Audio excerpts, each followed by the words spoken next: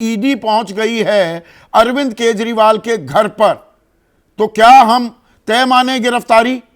Jasmine Shah Arvind Kejriwal को 9 समन दे चुकी है। हाईकोर्ट में भी आज आप गए थे और हाईकोर्ट ने उनकी याचिका को खारिज कर दिया।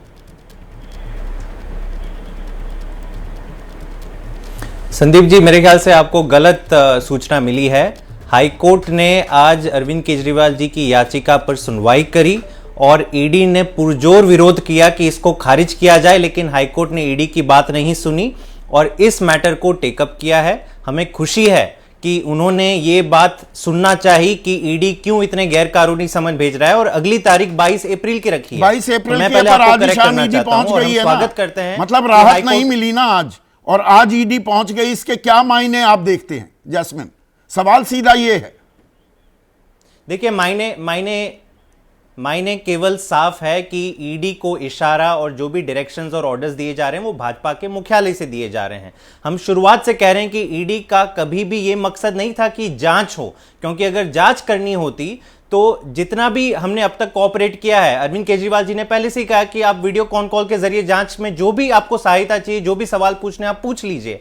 लेकिन शुरुआत से ईडी का रवैया एक ही था कि नहीं, हम तो केवल अरेस्ट करेंगे। और हम नहीं कह रहे हैं, भाजपा के खुद प्रवक्ता कह रहे हैं कि ईडी आएगी और अरेस्ट करेगी। तो अगर अभी देखते हैं ईडी क्या कार्रवाई करती है। सामने बैठकर सवालों के जवाब देने में क्या हर्जा है? हमेशा वीडियो कॉन्फ्रेंसिंग, ये जी इल्लीगल हैं, अभी मुझे विपස්සना पे जाना है, अभी मुझे गुजरात में चुनाव प्रचार करना है, बहुत सारे कारण दिए गए हैं, पर आमना सामना करने को तैयार नहीं ईडी का अरविंद केजरीवाल।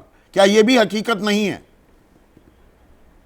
नहीं, यह हकीकत नहीं है, क्योंकि सामना सीबीआई का किया है अरविंद केजरीवाल जी ने, क्योंकि उनके समन्स लीगल थे। अगर आज हमने सवाल खड़ा किया है कि ईडी इलीगल काम कर रही है, और अगर हमारे सवाल में तर्क नहीं होता संदीप जी, तो हाईकोर्ट निकाल देती याचिका, पहले दिन ही खारिज कर देती। उसने खारिज नहीं किया। मतलब कहीं ना कहीं शक है कि ईडी क्या भाजपा के कार्यालय के थ्रू काम कर रहा है या फिर वाकई में अपना एक संवैधानिक रोल प्ले कर रहा है। मैं केवल इतना कहूंगा संदीप जी, चाहे वो कांग्रेस के ऊपर अटैक हो, उनके अकाउंट फ्रीज करने की बात हो, या अरविंद केजरीवाल को जेल में भेजने की अगर बात ईडी प्लानिंग कर रही है, तो इसके पीछे केवल एक ही चीज है कि भाजपा मान चुकी है कि विपक्ष को वो बाय द रूल्स नहीं हरा सकती। 2024 का चुनाव अगर विपक्ष और मोदी जी आमने सामने हो जाए तो मोदी जी का कुछ नहीं होना है, वो हारने वाले। इसलिए आउट ऑफ द वे जाके ये सारे हटकंडे अपना के विपक्ष को खत्म कर दो। ऐसा ही ना हो कि एक चुनाव खेल पाए विपक्ष जेल में चला जाए, विपक्ष का पैसा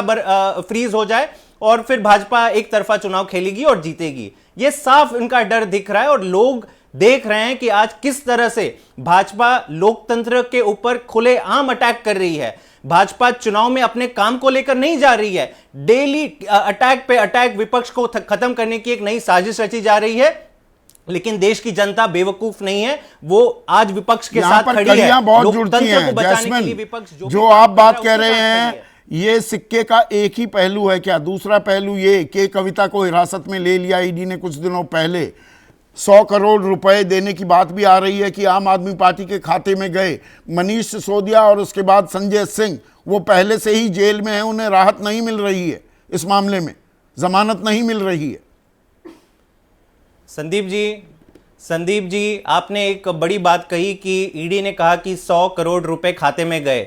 खाता तो पूरा उनके पास है, सारी तथ्य उनके पास है, लेकिन एक तथ्य उन्होंने अब तक बाहर नहीं किया, मतलब कोई तथ्य नहीं है। इसलिए मैं बार बार कह रहा हूं कि ईडी, दुख है कि आज ईडी केवल और केवल भाजपा का एक पॉलिटिकल विंग बन के रह गया है। जैसे भाजपा के प्रवक्ता अपनी वाणी रखते हैं, अपनी बात रखते हैं जिसमें कोई तथ्य नहीं होता, आज सरकार की इन्वेस्टिगेटिव एजेंसीज, जिसको बनाया गया था narcotics, drug smuggling, terrorist activities रोकने के लिए, वो सारे काम छोड़ के केवल विपक्ष को खत्म करने के लिए और डेली एक बचकाना प्रेस रिलीज जारी करने के लिए उसका उपयोग किया जा रहा है।